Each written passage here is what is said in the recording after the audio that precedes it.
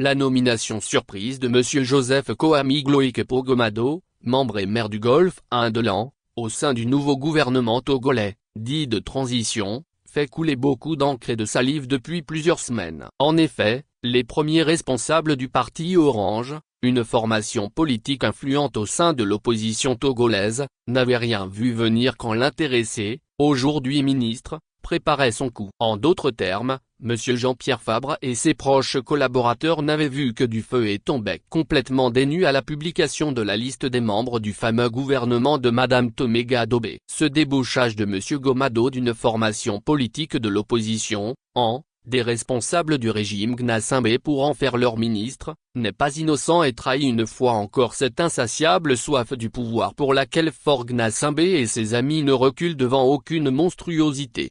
En lisant et en écoutant ici et là, nous arrivons à la conclusion que non seulement le sieur Gomado passe aujourd'hui pour être une personnalité qui a renié ses principes en acceptant de rejoindre, avec armes et bagages, le régime qu'il prétendait combattre en tant qu'opposant, mais plus grave, il semble faire un dangereux amalgame entre convictions politiques et appartenance communautaire, ou même communautariste. En effet, selon l'avis des uns et des autres, aussi bien au pays que dans la diaspora, M. Joseph Koami Gloïkepo Gomado en décidant, en son âme et conscience, de trahir son parti politique d'origine et l'opposition, aurait préféré mettre en avant les intérêts de sa communauté d'origine, au lieu de rester fidèle à ses convictions politiques. Nous savons que le régime des Gnassingbé, depuis Eyadema jusqu'à Faure, semble avoir pris en son compte le triste slogan « Diviser pour régner » pour opposer les Togolais les uns contre les autres, pour diviser les partis de l'opposition et semer la zizanie en leur sein. Et les raisons de l'échec des différents regroupements de l'opposition togolaise,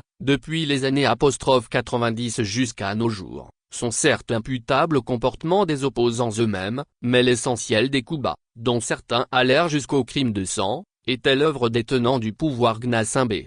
Et aujourd'hui encore Faure Gnassingbé et son entourage vont plus loin que ne l'avait fait Eyadema, en embrigadant les chefs communautaires ou traditionnels qui sont devenus plus manipulables et corruptibles. Si ce que nous apprenons sur le comportement des responsables communautaires d'où M. Gomado est originaire, est vrai, comportement qui aurait joué un grand rôle dans la décision de l'intéresser à trahir son parti politique, alors le régime de Faure Gnassingbé est en train, si ce n'est déjà fait, d'amener notre pays sur une pente dangereuse. En effet, selon les propos tenus sur les réseaux sociaux par notre ami et compatriote journaliste en exil, Ferdinand Haïté, les chefs de la communauté Bay auraient encouragé leurs frères ou leurs fils à rejoindre le gouvernement du régime que sa formation politique combat en tant que parti de l'opposition. Certains résultats au cours des dernières élections municipales auraient été manipulés dans certaines communes, sur la même base communautariste, pour faire voter des maires unir, alors que les candidats de l'opposition avaient de l'avance.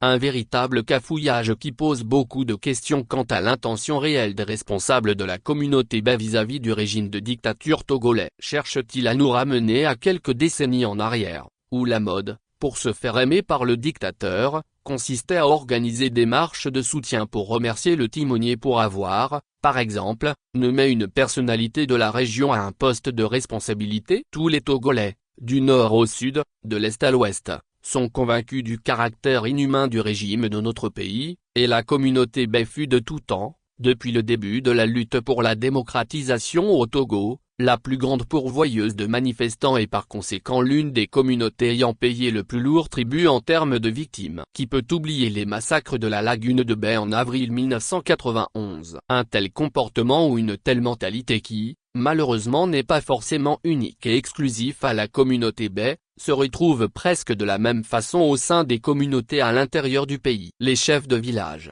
de canton ou traditionnels sont manipulés, corrompus, pendant surtout les périodes électorales, pour battre campagne et faire voter pour le parti au pouvoir, pendant que les candidats de l'opposition sont intimidés, voire menacés dans leur tentative de faire passer leur message aux populations. Que deviennent alors notre conviction politique et notre engagement pour la fin de la dictature, si certains d'entre nous sont prêts à facilement céder, oubliant leur couleur politique et le serment tacite qu'ils ont prêté devant le peuple, pour obéir aux desiderata des chefs de leur communauté? Pour revenir au cas concernant le comportement de M. Gomado, selon toujours Ferdinand Haïté, Il serait depuis longtemps en contact avec certains caciques du pouvoir RPT unir. C'est pourquoi beaucoup ne sont pas loin de le taxer de taupe au sein de l'an qui attendait son heure pour passer chez l'adversaire. Et il serait encore plus triste et regrettable si le volet communautariste avait dû vraiment jouer un rôle dans la décision de l'intéresser. L'opposition togolaise, les Togolais dans leur ensemble n'ont vraiment pas besoin de ça en ce moment crucial de la lutte, où la priorité devrait être l'entente, sans repli ethnique ni communautaire, entre les vrais partis de l'opposition pour trouver une stratégie qui mettrait fin au régime de dictature de Faure Gnassingbé.